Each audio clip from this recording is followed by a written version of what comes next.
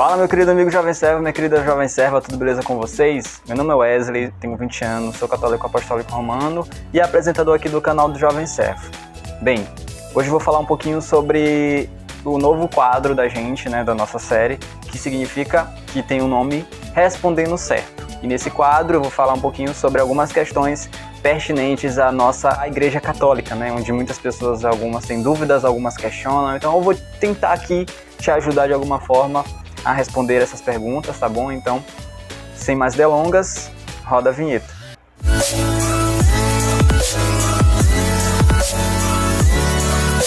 Então, gente, antes de tudo, dê o seu like, curte, comente, compartilhe e dê essa força pro Jovem Servo, beleza? Vamos lá. Hoje eu vou falar um pouquinho sobre a questão dos santos e as imagens, que é motivo aí talvez de muita discussão dentro e fora da Igreja Católica. Dentro nem tanto, porque a gente sabe muito bem, ou pelo menos aqueles católicos que realmente entenderam essa questão, sabem essa parte muito bem de có e salteado. Mas a galera que está do lado de fora, às vezes não entende.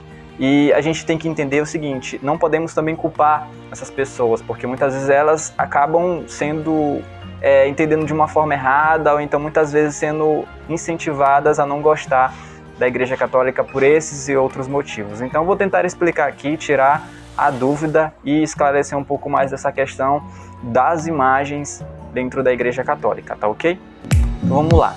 Bem, gente, vou falar duas situações aqui bem práticas para que você possa já entendendo do que eu quero falar.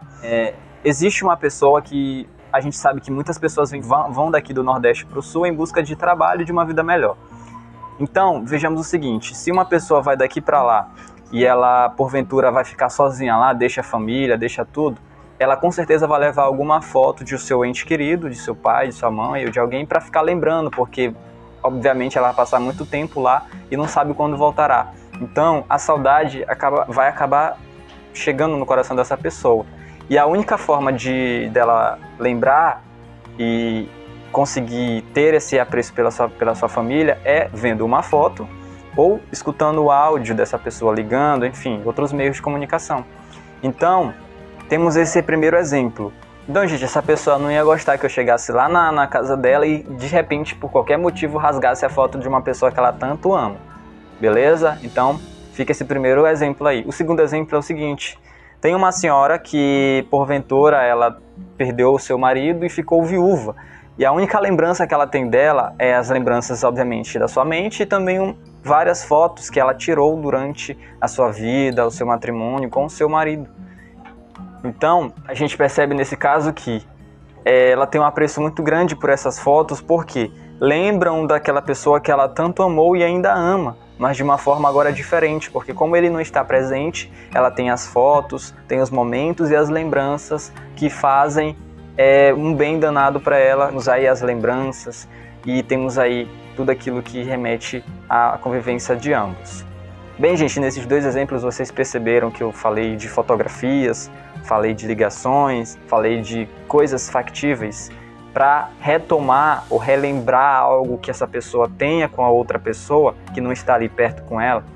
Então, basicamente, é mais ou menos assim que funciona dentro da nossa igreja, dentro daquilo que somos. Se a gente pegar o exemplo do nosso mundo atual, a gente vai perceber que no mundo, se você for em outro país, você vai ver uma estátua de um famoso cientista que deu uma importante contribuição para o mundo.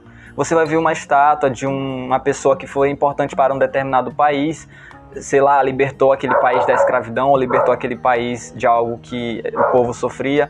Então a gente vê esses exemplos de pessoas que foram importantes para um determinado país ou para o mundo, que são, de certa forma, relembrados, não só para aquela geração, mas para gerações futuras, terem um respeito por aquela pessoa que tanto se doou, que tanto batalhou por aquele país, por aquela nação.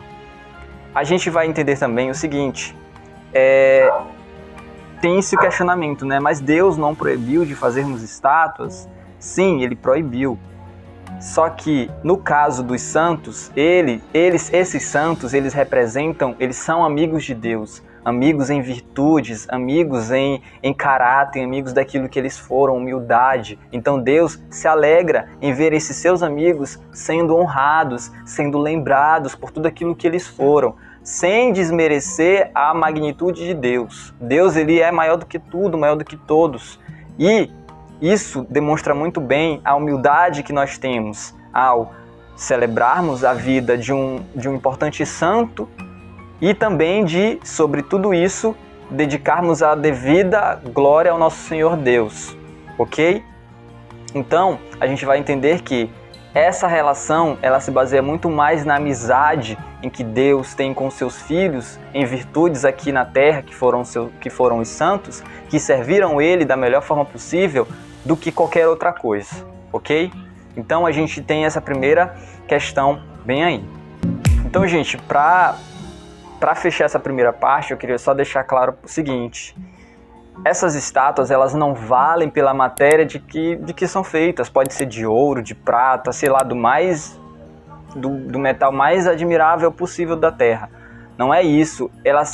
A importância é pela virtude, pela experiência que aquela pessoa teve aqui na terra. Se essa pessoa foi uma pessoa importante, que merece sim ser lembrada, porque já diz um famoso dito popular: quem não tem passado não tem história. Então, se você não tem um passado, se você não tem uma significância no passado, você não tem como ter uma história de vida, uma história a ser lembrada, a ser inspirada, a ser motivada, a ser seguida, né, pelo mais para frente. E aqui eu vou dizer a passagem que fala onde Deus proibiu sim o culto aos deuses pagãos, a adoração de imagens. Está lá em Êxodo 20, do 1 ao 5. Diz assim: Eu sou o Senhor teu Deus, que te fiz sair da terra do Egito. Não terás outros deuses diante de mim. Não farás para ti ídolos ou coisa alguma que tenha a forma de algo que se encontre no alto do céu, embaixo da terra ou nas águas debaixo da terra. Não te prosternarás diante desses deuses e não os servirás, porque eu sou o Senhor teu Deus.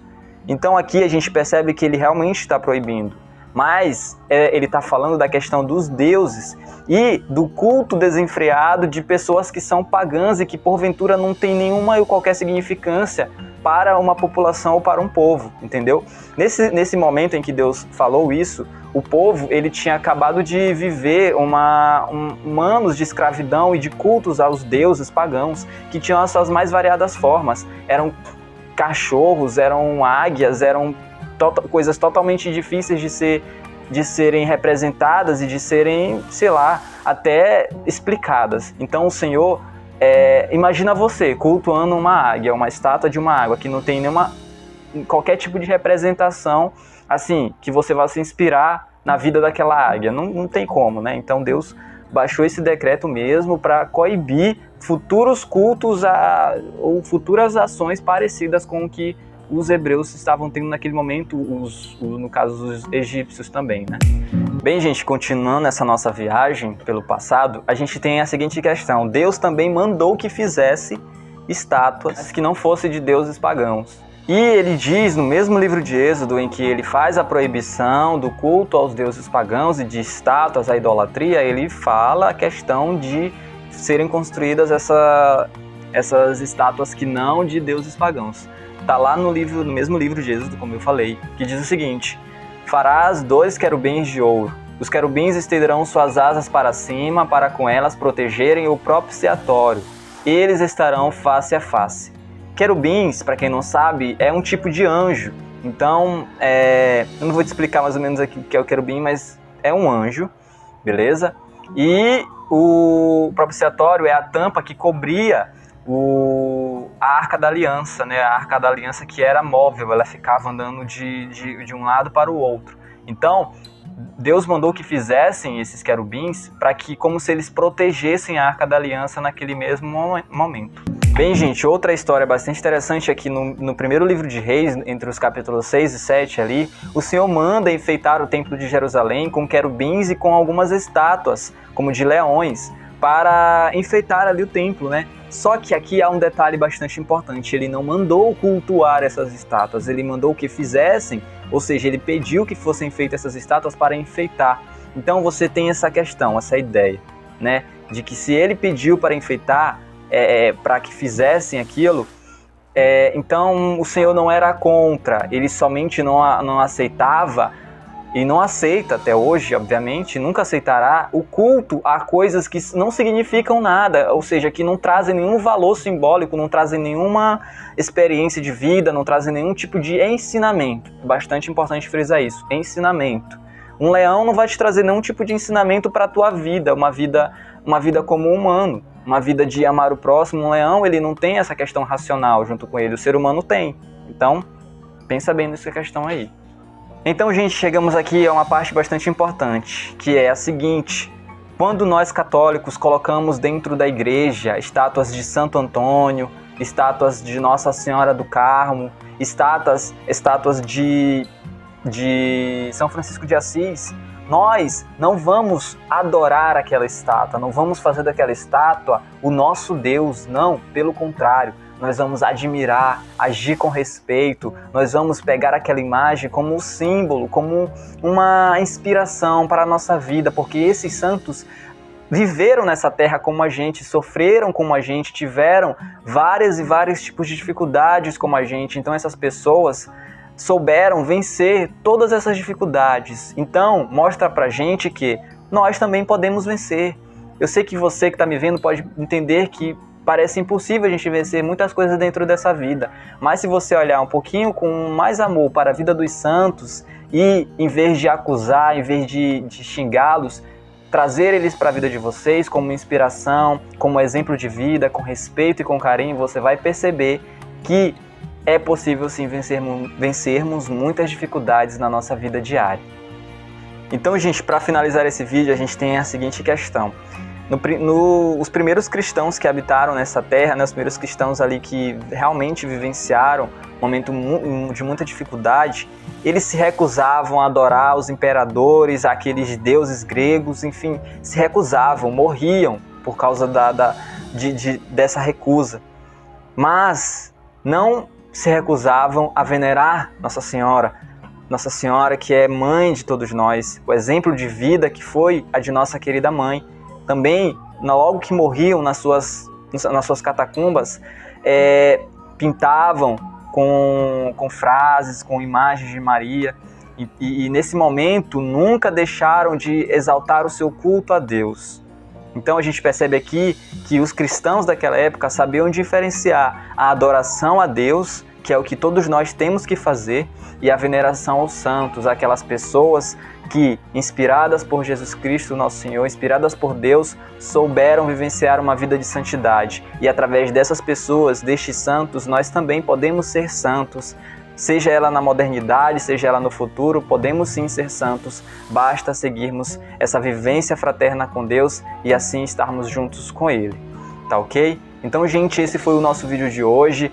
Espero que vocês tenham gostado, curtido muito, aprendido também e tirado muitas dúvidas. Não se esqueça de ativar o sininho e assim você vai estar ajudando o nosso canal a alcançar mais almas, tá bom? Grande abraço, até a próxima, valeu!